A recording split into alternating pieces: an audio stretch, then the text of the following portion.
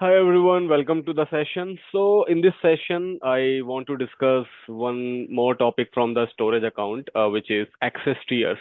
So let's get started. So I will open the official document of the Microsoft because here you get the latest update about everything. So you need to search access tiers in Azure storage account. You can search this keyword and you can open their official link learn.microsoft.com. So you will see the title access tiers for blob data. When you open this, यहाँ पे there are four tiers: hot, cool, cold, and archive. One more tier has been added, which is smart tier. So total we have five tiers. Now, what is the meaning of this tiers? Tiers होते क्या है? This is one of the things. So when we talk about the cost perspective, जब हम cost की बात करते हैं, क्योंकि storage में हम लोग कंपनी का डेटा रख रहे हैं, and obviously if we are storing any data in the cloud, we have to pay the cost. हमें cost pay करनी पड़ती है. Whatever subscription you have, whether it is pay as you go, whether it is enterprise agreement with the Microsoft, whatever, you have to pay the cost accordingly. आपकी जो भी cost है आपको pay करनी पड़ेगी. And if there is a massive data, you have to pay a lot of cost depending upon the perseverance, persistence, कितना data storage है, कितना रिटेंशन है, उसके हिसाब से हमें कॉस्ट पे करनी पड़ती है. The the one of the factor regarding the cost is the access tier. Access tier भी cost से ही related है. होता क्या है, लेट मी टेल यू. जब हम एज्योर के स्टोरेज में कोई डेटा स्टोर करते हैं, suppose I have stored any data in the container. Here I am talking about the containers. तो अगर मैंने कंटेनर्स के अंदर कोई डेटा रखा, we all know that inside the container we keep the unstructured data. Unstructured मतलब मैंने आपको समझाया था कि किसी भी टाइप का डेटा हम कंटेनर्स में रख सकते हैं in the form of blob. When we upload any data inside the container, it becomes the blob. So जैसे ही मैंने कोई डेटा कंटेनर्स के अंदर अपलोड किया, वो ब्लॉब बना. अब होता क्या है, जब वो डेटा वहां पे अपलोड होगा, तो सबसे पहली चीज क्या हो रही है, we have to pay the storage cost. मतलब जैसे ही मैंने डेटा वहां पे रखा, तो रिटेंशन की जो कॉस्ट है, स्टोर की जो कॉस्ट है, या स्टोरेज की जो कॉस्ट है, आई हैव टू पे. जितना डेटा मैंने रखा उसके हिसाब से मुझे कॉस्ट पे करनी पड़ती है. That is the first thing. Second thing is regarding the cost, the second thing is access. आपने अगर डेटा रखा है तो आप उसको एक्सेस भी करोगे, you want to use that. मैंने अगर कोई 1 टेराबाइट का डेटा एज्योर के स्टोरेज पे अपलोड किया है, तो मुझे रिक्वायरमेंट पड़ेगी, then I will access it as well. मैं उसको डाउनलोड करूंगा या मैं उसको एक्सेस करूंगा. कुछ डेटा ऐसे होते हैं जिसको हमें बार बार भी एक्सेस करना पड़ता है, we call it frequent access. कुछ डेटा ऐसे होते हैं जिसको कभी कभार वंस इन अ मंथ हमें एक्सेस करना पड़ता है, और कुछ डेटा ऐसे होते हैं जो सालों साल पड़े हुए हैं, कभी एक्सेस करना पड़ा तो पड़ गया, otherwise we can just leave it as it is.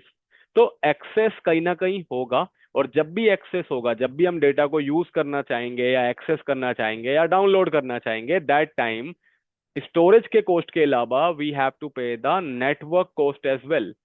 क्योंकि जब भी आप डेटा एक्सेस करोगे, there will be network utilization. तो आपको उसका भी कॉस्ट पे करना पड़ेगा. Suppose your data is residing in West Europe storage account और आप उसको इंडिया से बैठ के एक्सेस कर रहे हो, so there is a latency, there will be network utilisation, bandwidth utilisation. उसके हिसाब से आपकी कॉस्ट इम्पैक्ट करेगी. तो this is also one of the factor. इसके अलावा अगर आपने अपने स्टोरेज के डेटा का बैकअप भी रख रखा है, then that is also one of the additional cost. तो हर तरीके से कहीं ना कुछ कॉस्ट इन्वॉल्व है when we talk about any managed service. And you all know that storage account is one of the platform as a service in Azure. तो यहाँ पे जो मैं बात कर रहा हूँ, here I am not talking about the storage cost, I am talking about the access cost. और access cost के अंदर हम बात कर रहे हैं access tiers की. होता क्या है, जब भी मैं Azure के storage account से कोई डेटा एक्सेस करूंगा, हर डेटा का अपना एक एक्सेस टीयर होता है. Let me show you practically, तब आपको ज्यादा समझ में आएगा. Suppose I have one storage account here. मैंने एक स्टोरेज अकाउंट बनाया अपने पोर्टल पे. You all know how to make it, तो मैं दोबारा रिपीट नहीं करूंगा. तो स्टोरेज अकाउंट है मेरे पास, and if I open this right now, this is blank. इसके अंदर कोई डेटा नहीं है.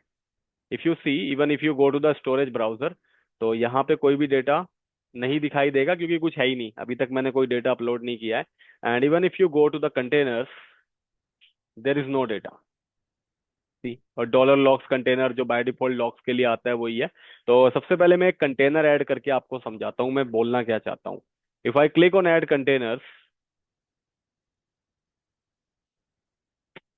and let me give the name to this.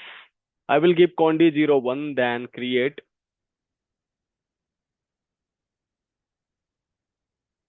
So one container got created, एक कंटेनर बन गया। इस कंटेनर के अंदर मैं कोई डेटा अपलोड कर देता हूँ। I don't have any data here, so let me upload something. Let me just click on upload, then browse, and here, mm, mm, mm, let me just go to,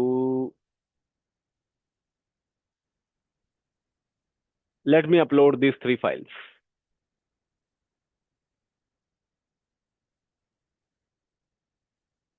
So I uploaded these three files.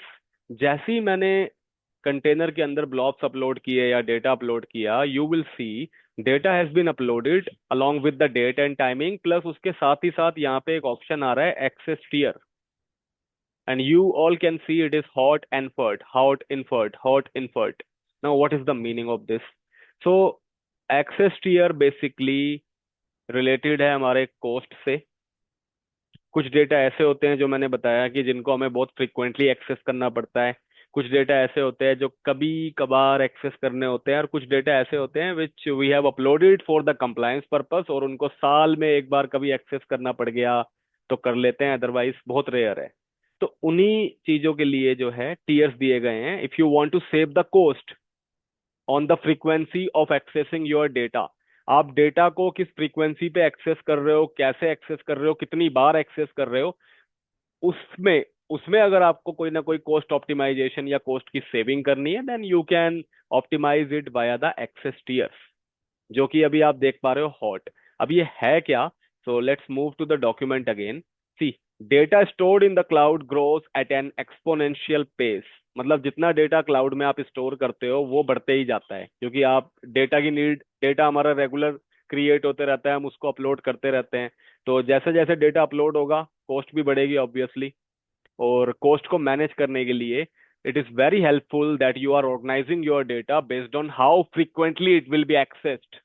आप अपने data को कितना access करते हो उसके हिसाब से आप अपने कॉस्ट को ऑप्टिमाइज कर सकते हो, अपने कॉस्ट को रिड्यूस कर सकते हो, कॉस्ट को बचा सकते हो।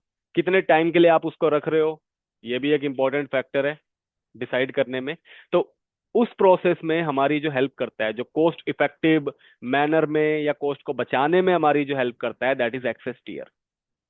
एक्सेस टियर ये डिसाइड करता है कि आपने अगर कोई डेटा एज्योर क्लाउड पे रखा है तो वो डेटा कितना फ्रीक्वेंटली आप एक्सेस कर रहे हो, and basis on that you can optimise your cost, you can save your cost. So हमारे पास जो है 5 तरीके के टीयर्स हैं। पहले सिर्फ स्टार्टिंग में, मतलब आज से मैं कुछ साल पहले की बात करूँ, if I talk about the scenario around 4 to 5 years, तो सिर्फ hot, cool and archive tier हुआ करते थे। Then they introduced cold tier, then smart tier. Recently अभी ज्यादा टाइम नहीं हुआ है, I guess it's more than 1 year only, smart tier इन्होंने इंट्रोड्यूस किया है। तो 5 टीयर हो चुके हैं आज की डेट में, and it is important interview topic. अगर कोई डेटा आप हॉट टीयर में रखते हो, या फिर अगर आपका कोई ऐसा डेटा है जो आप बार बार एक्सेस करते हो, if you have any data which you access on very frequent basis, बार बार एक्सेस करने की जरूरत पड़ती है, जैसे आपने कोई एक्सेल फाइल रखी हुई है फाइनेंस से रिलेटेड, या कोई इंपॉर्टेंट लॉग फाइल्स है जो बार बार एक्सेस होता है, या कोई कंपनी का डेटा है, इनवॉइस है, कुछ भी है that you access very frequently, HR का डेटा है, फाइनेंस का डेटा है। सो अगर डेटा को बार बार एक्सेस करने की जरूरत पड़ रही है, then Microsoft advise to keep it in the hot tier. Microsoft कहता है कि आप उसको हॉट टीयर में रखो। If the data is very much accessible, keep it inside the hot tier. तो डेटा को हॉट टीयर में तब रखना होता है जब डेटा को बार बार एक्सेस किया जाता है। ऐसा करने से क्या होगा, अगर आपने अपने डेटा को हॉट टीयर में रखा है, तो हॉट टीयर में जो आपकी स्टोरेज की कॉस्ट होती है, मतलब डेटा रखने की, जैसे सपोज 1 TB का डेटा आपने स्टोर किया है जो स्टोरेज पे, और वो अगर आपने हॉट टीयर में रखा है, तो स्टोरेज की कॉस्ट तो हाइयर होती है, स्टोरेज कॉस्ट आपको ज्यादा पे करनी पड़ती है, बट एक्सेस कॉस्ट लोअर है, क्योंकि आप उसको बार बार एक्सेस कर रहे हो, तो जो नेटवर्क की कॉस्ट आती है, नेटवर्क यूटिलाइजेशन, वो आपको कम देनी पड़ेगी। तो हॉट टीयर में access cost is less, but storage cost, retention cost is high. इस चीज का ध्यान रखना। तो जो डेटा बार बार एक्सेस किया जाता है उसको आप हॉट टीयर में रख सकते हो, सो that you can save the network cost, क्योंकि नेटवर्क की कॉस्ट बहुत होती है, रिमेंबर। क्योंकि मैंने बताया इसमें कई सारे फैक्टर्स हैं, network is one of the factor, distance is one of the factor, latency throughput is one of the factor. तो इसलिए फ्रीक्वेंट डेटा को हमेशा हॉट टीयर में रखा जाता है। Second tier is cool tier. जैसे कि नाम से पता लग रहा है, कूल टीयर, कूल शांत, ठंडा। सी, in the cool tier we generally keep those kind of data that we don't access very frequently। वो डेटा जो हम बार बार एक्सेस नहीं करते, इनफ्रीक्वेंट डेटा है, नॉट वेरी मच फ्रीक्वेंट, बार बार एक्सेस नहीं करते, या बार बार उसमें कोई चेंजेस नहीं करते, बार बार ओपन नहीं कर रहे हैं, उस टाइप के डेटा को आप कूल टीयर में रखते हो। और माइक्रोसॉफ्ट कहता है, एज्योर कहता है that if you have any data which you don't want to access for minimum 30 days, एक महीने तक तो आप उस डेटा को एक्सेस करने वाले हो ही नहीं, then keep it in the cool tier. ऐसा डेटा जिसको आप 1 मंथ तक या 30 डेज तक नहीं एक्सेस करोगे, that is not very much required at least for 30 days, keep it in the cool tier. Cool tier में रखने से क्या होगा, आपकी जो स्टोरेज की कॉस्ट है वो कम आएगी।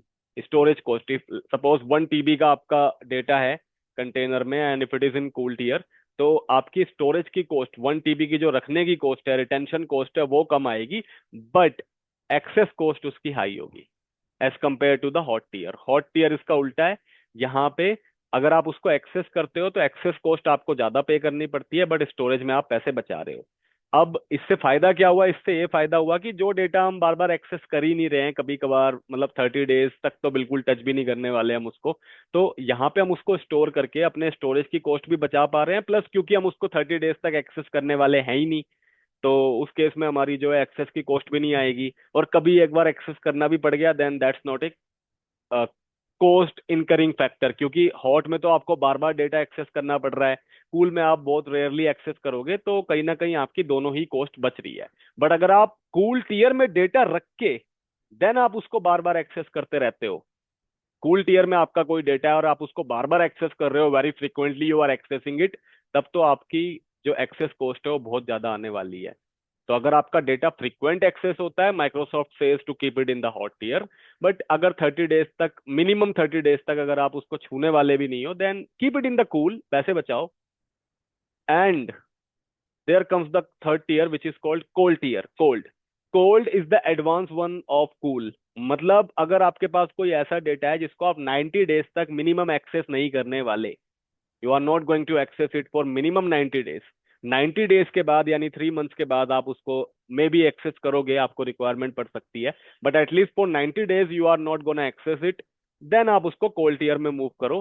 कोल्ड टीयर में मूव करने से स्टोरेज की कॉस्ट लो होती है as compare to cool. Cool से भी सस्ता है कोल्ड टीयर का storage, but access cost high है, कूल से भी ज्यादा है। मतलब 90 डेज का जो रिटेंशन है, अगर आप इसमें डेटा रखते हो और बार बार उसी पीरियड में एक्सेस करे जा रहे हो, तो आपका जो एक्सेस कॉस्ट होगा दैट विल बी हाई। तो अगेन वही वाला कॉन्सेप्ट, डेटा अगर बहुत ज्यादा फ्रीक्वेंट एक्सेस हो रहा है, keep it in the hot, but 1 month तक अगर आप उसको मिनिमम टच नहीं करने वाले हो, keep it in the cool. 3 months तक अगर आप डेटा को बिल्कुल भी नहीं छूने वाले हो, 3 मंथ्स के बाद कभी एक्सेस करना पड़ा तो पड़ गया, देन और पैसा बचाओ, save more cost and keep it in the cold tier. ये याद रखना, this is one of the scenario based things. Scenario में घुस के there will be some interview rounds, they will give you scenarios and you have to be mindful, you have to be very proactive। then comes the archive tier। Archive tier में वो data move किया जाता है या वो data रखा जाता है जिसको आप 180 डेज यानी 6 मंथ्स तक टच भी नहीं करने वाले। मतलब the kind of data which you are not going to touch for at least 180 days, keep it in the archive tier. आप उसको आर्काइव टीयर में रख सकते हो।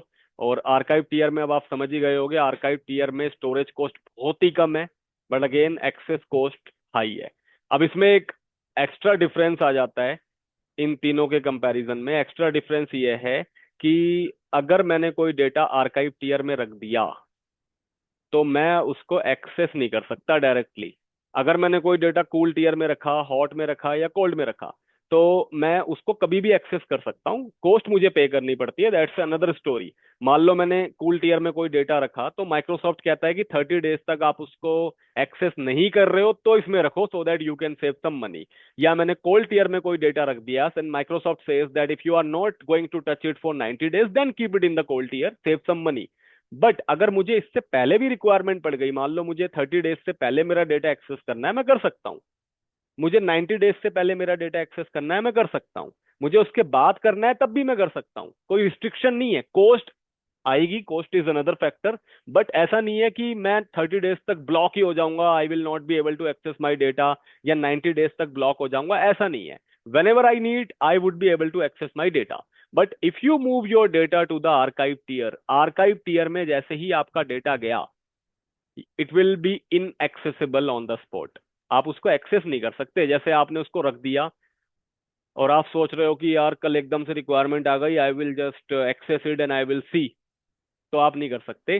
क्योंकि आर्काइव टीयर में जितना भी डेटा होता है, you can see from the name, it is archive in nature. वो आर्काइव होता है। आर्काइव मतलब वो कंप्रेस्ड होता है। जैसे आप लोगों ने रार के बारे में सुना होगा कि रार, विन रार यूज करके we just compress the data, reduce the size. और जब कभी भी हमें फिर उस डेटा को दोबारा एक्सेस करना होता है, तो हम उसको एक्सट्रैक्ट करते हैं। ठीक इसी तरीके से यहाँ पे भी प्रोसेस है। अगर आपका कोई डेटा आर्काइव टीयर में है, then it will be in the compressed order. और अगर आपको उसको दोबारा से एक्सेस करना है, अब ऐसा भी नहीं है कि 180 डेज के बाद आप उसको एक्सेस कर पाओगे, कभी भी नहीं। 180 days is the recommended period की ऐसा डेटा जिसको आप 180 डेज तक टच नहीं करने वाले, या 6 मंथ तक टच नहीं करने वाले, keep it in the archive tier. उसके बाद भी अगर आप उसको एक्सेस करना चाहते हो, तब भी नहीं होगा, क्योंकि वो कंप्रेस्ड है। तो अगर आपको आर्काइव टीयर के डेटा को एक्सेस करना है, then you have to decompress that data, you have to extract that data. आपको उसको एक्सट्रैक्ट करना पड़ेगा, और उस प्रोसेस को हम बोलते हैं rehydration. This is the technical name of this process, rehydration. मतलब एक्सेस टीयर में जो डेटा है, आप उसको डायरेक्टली एक्सेस नहीं कर सकते। अगर आपको करना है, देन आपको रिहाइड्रेशन पॉलिसी इनेबल करके उस डेटा को पहले एक्सट्रैक्ट करना पड़ेगा, देन फिर आप उसके टीयर कन्वर्जन करोगे। मतलब एक्सेस से या तो आप उसको हॉट में कन्वर्ट करोगे, या कूल में, या कोल्ड में, then you will be able to access it, तब जाके आप उसको एक्सेस कर पाओगे। तो ऐसा डेटा जो बहुत ही रेयरली एक्सेस्ड होता है, then keep it in the archive tier. सबसे सस्ता यही है। 6 मंथ्स इसका मिनिमम ड्यूरेशन है, कि 6 मंथ्स तक एटलीस्ट आप डेटा को टच नहीं करने वाले। और एग्जांपल अगर मैं दूं, तो आर्काइव टीयर में बेसिकली कंपनी वो डेटा रखती है generally which is for the compliance. मतलब कंपनी को उस डेटा की रिक्वायरमेंट है नहीं, but because of the legal regulations of the business, उनको वो डेटा 1 ईयर, 2 ईयर्स, 3 ईयर्स तक रखना पड़ता है।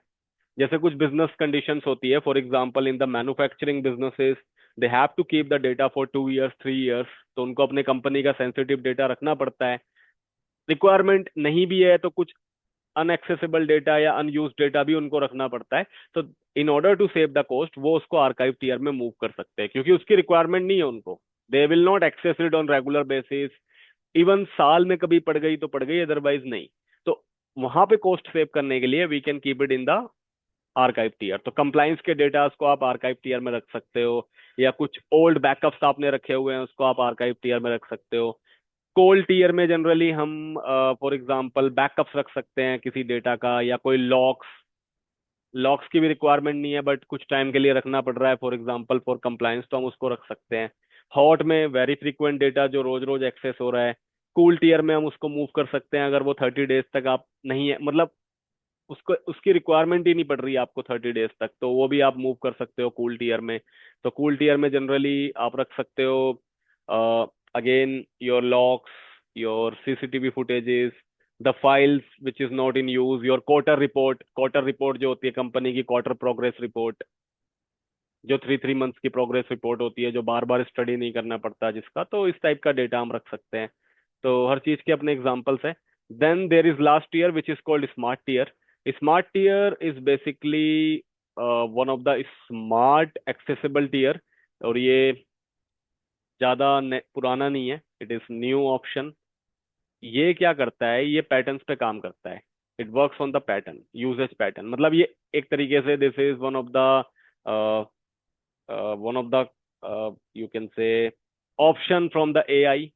एआई की तरह ही काम करता है, पैटर्न्स जैसे एआई मशीन लर्निंग जो है हमारा ML model that understands the pattern, similarly it works like that. तो ये पैटर्न्स के बेसिस पे काम करता है, मतलब ये आपके डेटा को ऑटोमेटिकली उसके पैटर्न को जज करता है, पैटर्न को चेक करता है, और डेटा की क्वालिटी के हिसाब से according to the usage of the data, आप डेटा को किस तरीके से यूज कर रहे हो, ये पास्ट हिस्ट्री देखता है, लॉग्स चेक करता है, और accordingly it will automatically move it to the hot, cool, cold, और whatever tier it want to use. तो ये अपने आप ही टीयर डिसाइड करके उसका टीयर मूव कर देता है या चेंज कर देता है। तो ये स्मार्ट प्रोसेस के फॉर्मूले पे काम करता है। ये ऑटोमेटिक प्रोसेस है, there is no manual intervention required over here. तो ये 5 टीयर है which you have to remember, and company use it as per their requirement. अब बात यह आती है कि यहाँ पे जो ये जो ड्यूरेशन लिखी हुई है कि 30 डेज तक आप एक्सेस नहीं करने वाले हो, 90 डेज तक एक्सेस नहीं करने वाले हो, या 180 डेज तक एक्सेस नहीं करने वाले हो, अगर मैंने कर लिया तो, कर लिया तो कर लिया, then you have to pay the penalty.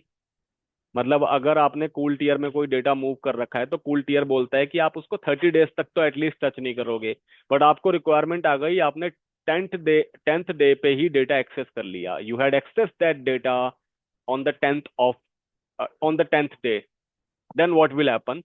There will be penalty. There will be penalty that you have to pay. आपके ऊपर आपको penalize किया जाएगा, you have to pay some extra penalty because the time was not lapsed. तो फिर आपके जो भी एक्स्ट्रा पेनल्टी चार्जेस होंगे वो आपको पे करने पड़ेंगे। इवन इवन अगर आपने इस ड्यूरेशन से पहले पहले मान लो डेटा डिलीट भी कर दिया, जैसे आपने डेटा कूल में रख के आपने उसको 12th डे पे ही, on the 12th day you have deleted that data, जो कूल टीयर में था आपने उसको डिलीट मार दिया, तो ऐसा नहीं है कि आपको 12 दिन के चार्जेस देने पड़ेंगे। What it will do, 30 days इसका रिकमेंडेड टेन्योर था, सो 30 - 12 डेज का तो आप चार्ज दे ही रहे हो, 12 दिन आपने डेटा रखा था, तो 30 - 12 आपका कितना फिगर बचा, 18। 18 डेज की पेनल्टी भी एक्स्ट्रा आपके कॉस्ट में ऐड होगी, फुल डेटा चार्जेस तो नहीं, बट पेनल्टी, और वो पेनल्टी बहुत हेवी होती है। तो यू कैन एज्यूम कि पूरा 30 डेज का चार्ज रिकवर कर लिया जाएगा, and this condition is applicable in all the tears, cold में भी और आर्काइव में भी। तो यस, डेटा एक्सेस आप कर पाओगे, डेटा डिलीट कर सकते हो, आपकी मर्जी, that is your data, but you have to pay the penalty. इसके बारे में आप पढ़ भी सकते हो, if you scroll down it is very good document. देखो, आर्काइव टीयर में आप लॉन्ग टर्म बैकअप्स का डेटा रख सकते हो, आर्काइवल डेटा सेट्स जो डेटाबेसिस का डेटा है, ऐसा डेटा जो कंप्लायंस के फॉर्म में आपने रखा हुआ है बट उसकी रिक्वायरमेंट बहुत रेयर है, तो you can just see the examples. और यहाँ पे देखो ये टाइमलाइंस भी इन्होंने दे रखी है, जो मैं आपको समझा रहा था कि इतने डे के लिए अगर आप डेटा रखते हो, देन उससे पहले ही अगर आप उसको डिलीट करते हो या मूव करते हो या टीयर चेंज करते हो, तब भी आपको जो भी माइनस उसका जो भी रिमेनिंग टाइम होगा उसका आपको चार्ज पे करना पड़ेगा। फी, अर्ली डिलीशन फी, जिसको ये अर्ली डिलीशन फी कह लो या पेनल्टी कह लो। और जो मैं रिहाइड्रेशन प्रोसेस की बात कर रहा था कि अगर आपका डेटा एक्सेस टीयर में है, then in order to access it you have to do the rehydration, तो उस पे 15 आवर्स तक का टाइम लग सकता है। 15 आवर्स, समझ रहे हो? मतलब अगर आप एक्सेस टीयर्स का डेटा एक्सेस करना चाहते हो, तो आप जब उसको रिहाइड्रेट करोगे it can take up to 15 hours, 15 घंटे लग सकते हैं। अब एकदम से डेटा की रिक्वायरमेंट हुई और आपने उसको एक्सेस में रख दिया, then it will be very problematic situation. तो इसलिए कंपनी बहुत सोच समझ के डेटा डिसाइड करती है। तो ये पूरी थ्योरी है, इसमें इसको आप पढ़ सकते हो। I have explained you everything, जो भी मेन चीज़ है मैंने एक्सप्लेन तो कर दी है, बिलिंग भी मैंने आपको समझा दी है। This is the table. Availability की बात करें तो हॉट टीयर का डेटा 99.9% अवेलेबल है, मतलब इसका एसएलए बहुत हाई है। कूल का 99, और बाकी सबका भी 99। तो इसकी अवेलेबिलिटी सबसे ज़्यादा हाई है क्योंकि इसमें फ्रीक्वेंट डेटा को रखा जाता है, तो ऑब्वियसली माइक्रोसॉफ्ट इस पे ज़्यादा ध्यान देता है। बाकी में आपने डेटा को रख दिया है, बहुत रेयरली एक्सेस हो रहा है, तो अकॉर्डिंगली उनके एसएलएस डिसाइड किए गए हैं। और ये उनके यूजेज पैटर्न्स, चार्जेस, सब कुछ है जो मैंने आपको समझाया, वही सब चीज़ें है। ये you can just go through with this table. Data retention period hot tier में एप्लीकेबल नहीं होता, यहाँ पे कोई ऐसा नहीं है कि 30 डेज रखो ये रखो, it is for regular usage. But cool tier में मैंने बताया 30 डेज है, कोल्ड में 90 डेज है, एंड आर्काइव में 180। और आर्काइव टीयर में लेटेंसी आवर्स में है, लेटेंसी का मतलब है स्लोनेस, क्योंकि वो कंप्रेस्ड डेटा है तो पहले रिहाइड्रेट होगा देन वो एक्सेस होगा, तो it can take up to hours. But बाकी जितने भी टीयर्स में अगर आप डेटा रखते हो तो मिली सेकेंड्स की लेटेंसी है, विच यू डोंट फील, जो आपको फील भी नहीं होती। Millisecond is very like very small portion. तो ये सब आप गो थ्रू कर सकते हो, everything is there in this document. Charges कैसे काम कर रहे हैं सब कुछ यहाँ पे है। Now let's see the practical part of it. इसका प्रैक्टिकल देखते हैं, बहुत समझ लिया हमने इसको, and it was important, so it was required. अब इसका प्रैक्टिकल देखते हैं। देखो, मैंने अभी आपको दिखाया है कि मैंने जब डेटा अपलोड किया then it is going into the hot tier. Hot में जा रहा है ये।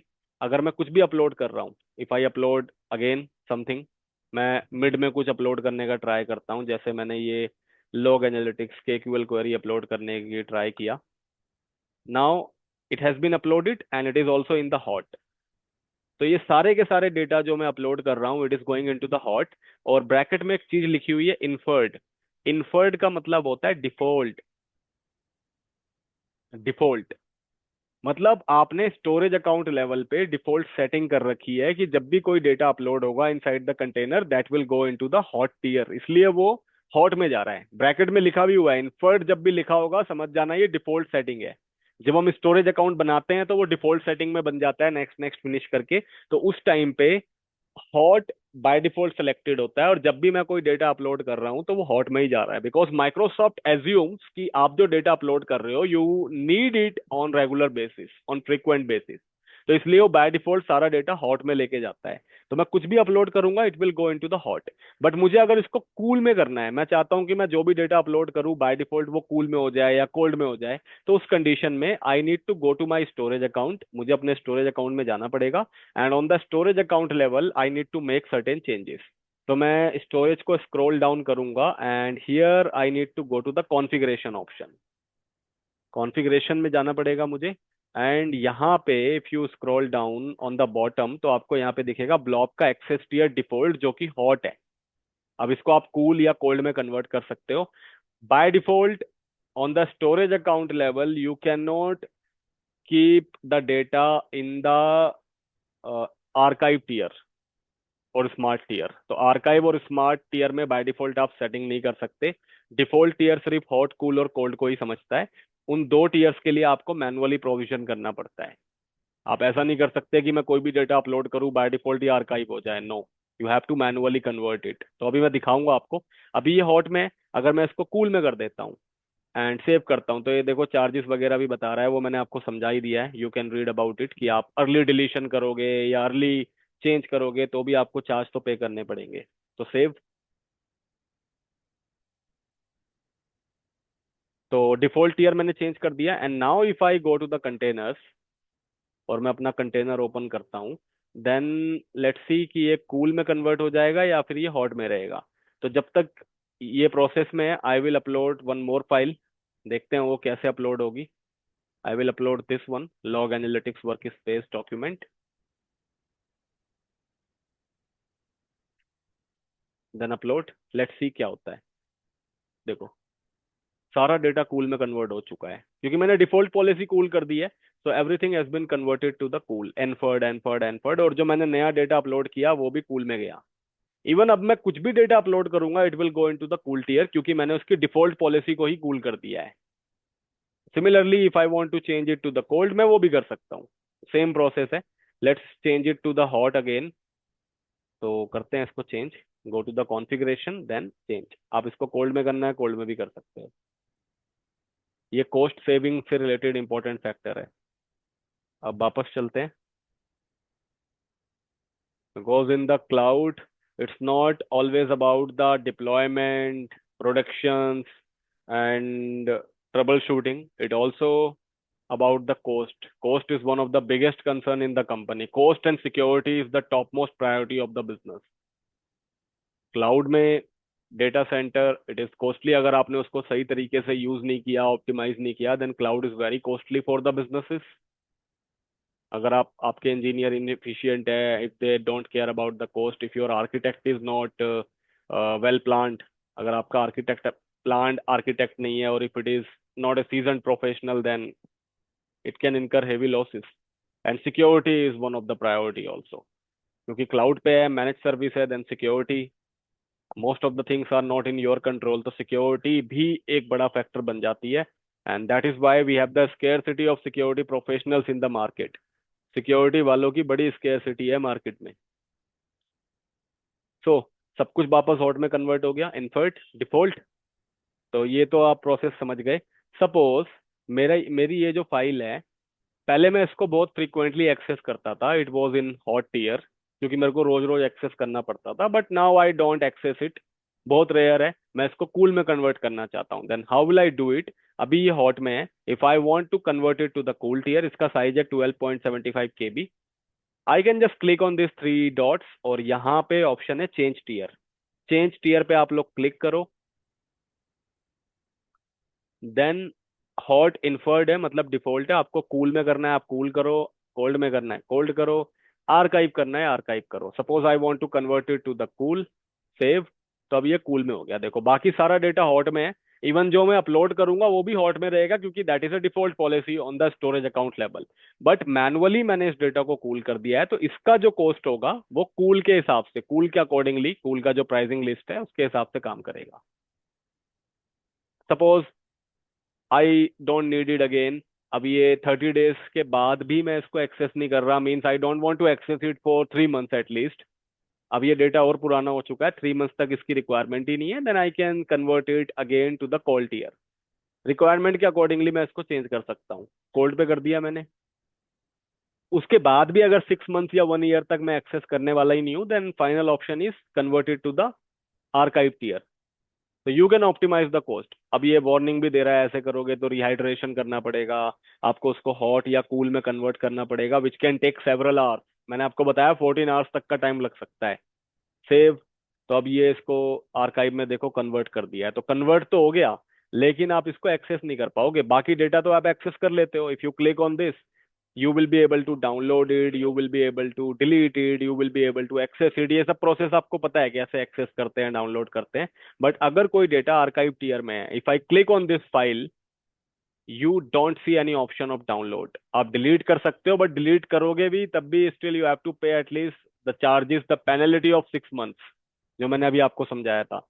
डाउनलोड नहीं कर सकते, डेटा एक्सेस नहीं होगा, चाहे आप एजोर स्टोरेज एक्सप्लोरर यूज कर लो, चाहे सैस यूज कर लो उसमें, चाहे एक्सेस की यूज कर लो, चाहे एजोर एडी ऑथेंटिकेशन, जो भी मैंने आपको प्रोसेस बताए थे, आप किसी भी प्रोसेस से एक्सेस नहीं कर पाओगे। See archived and can not be downloaded. Rehydrate, rehydrate करो, उसके बाद होगा। और रिहाइड्रेट कैसे होगा वापस से? तो रिहाइड्रेट करने के लिए फिर से इस पे क्लिक करके देन चेंज टीयर, और मुझे इसको आर्काइव से या तो हॉट कूल में या कोल्ड में कन्वर्ट करना पड़ेगा। Suppose I converted to the hot और सेव।